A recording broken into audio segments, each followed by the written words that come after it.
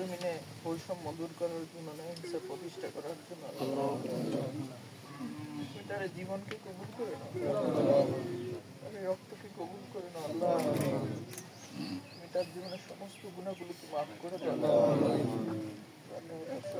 হিসেবে। শহীদের সম্মানিত পিতাকে নিয়ে হাতে আল্লাহ, তুমি আমাদের ভাইকে আল্লাহ শাহাদাতের সর্বোচ্চ মর্যাদা দান করো। আমাদের আরো যে ভাইদেরকে আমরা হারিয়েছি অনেক আল্লাহ, বাংলাদেশের প্রেক্ষাপটে আল্লাহ ইসলামী ছাত্র শিবিরের যে সকল ভাইয়েরা শহীদ হয়েছে এই জমিনে ইনসাফ প্রতিষ্ঠা করতে আল্লাহ শহীদ পরিবারদের কান্নাগুলো এখনো থামছে করো তাদের প্রতি আল্লাহ। আমরা দুনিয়ার কোনো কথা দিয়ে তাদেরকে সান্ত্বনা দিতে পারি না, তোমার রহমত দিয়ে আল্লাহ তাদেরকে ধৈর্য ধারণের তৌফিক দান করো রব্বুল আলামিন। বাংলাদেশকে কবুল করো আল্লাহ। তুমি আমাদেরকে তোমার দিনের উপর টিকে থাকার তৌফিক দাও আল্লাহ। আমাদেরকে একদিন তোমার কাছে যেতে হবে আল্লাহ। আমরা যেন তোমার পথে থেকে আল্লাহ, তোমার দিনের উপর থেকে আল্লাহ তোমার কাছে যেতে পারি, আমাদেরকে আল্লাহ। বাংলাদেশের দিন প্রতিষ্ঠার জন্য আল্লাহ, ন্যায় প্রতিষ্ঠার জন্য তুমি আমাদের জীবনগুলোকে কবুল করো আল্লাহ। আমাদের আল্লাহ সম্মানিত এবং শাহাদাতের রব্বুল আলামিন রংপুরকে তুমি কবুল করো, গাছাকে তুমি কবুল করো আল্লাহ। বাংলাদেশের পীরগঞ্জকে তুমি কবুল করো আল্লাহ। এই উত্তরাঞ্চলকে কবুল করো আল্লাহ। এই উত্তরাঞ্চলে আল্লাহ সাহাবিদের সাহসিকতা দেখিয়েছে, এই সাহসিক জনপদের মানুষকে আল্লাহ তুমি আল্লাহ অবকাঠামোগত সব দিক থেকে উন্নত করার সুযোগ আল্লাহ। এই জনপদ থেকে যারা ভবিষ্যতে নেতৃত্ব দিবে আল্লাহ, তারা যেন এই জনপদকে আল্লাহ সম্মানিত করতে পারে আল্লাহ।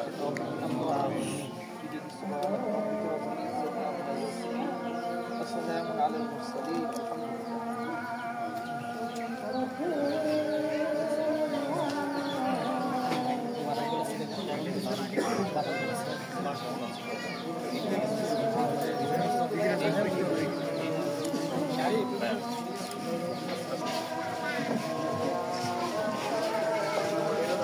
ঠিক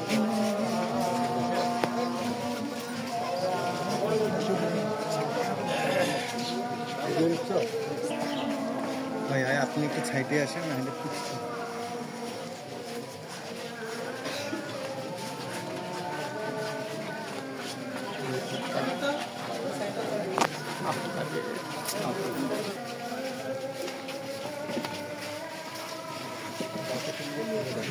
কথা বলেন বাইরে নিতে ওই দিকটার মতো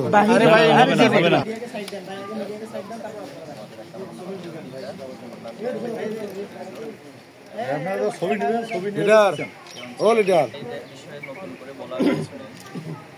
আগস্ট বিপ্লব বাংলাদেশে হলো। এই বিপ্লব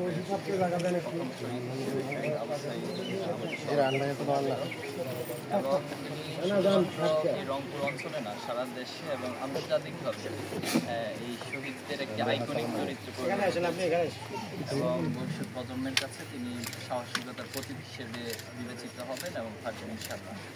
আমরা মূলত জিয়ারতের নিয়তের মূল কাজটা হচ্ছে দোয়ার উদ্দেশ্য আমরা জিয়ারত করেছি এবং আমরা মন প্রাণ খুলে আল্লাহর কাছে দোয়া করছি আল্লাহ তাআলা যেন তাকে শহীদ হিসেবে কবুল করেন। কারণ এই শহীদের প্রাপ্তিটা হচ্ছে শহীদের জন্য বড় প্রাপ্তি। এমনটুকু বলতে পারি, একটা হাদিসে আল্লাহ রাসূল সাল্লাল্লাহু আলাইহি ওয়াসাল্লাম বলেছেন যে যারা শহীদ হন তাদেরকে আল্লাহ তাআলা তাদের রূহগুলোকে জান্নাতে সবুজ পাখির মধ্যে সেট করে দেন। তারা জান্নাতে বিভিন্ন জায়গায় ঘোরাফেরা করে।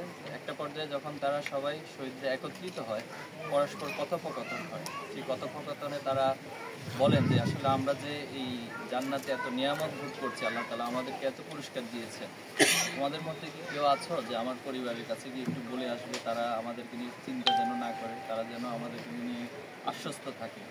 তো তখন আল্লাহ তাআলার পক্ষ থেকেই এই ঘোষণাটা এসেছে যে আসলে যারা শহীদ হয় তারা মৃত্যুবরণ করে না এবং তাদেরকে আল্লাহ তাআলা রিজিক দিয়ে থাকেন। সুবহানাল্লাহ।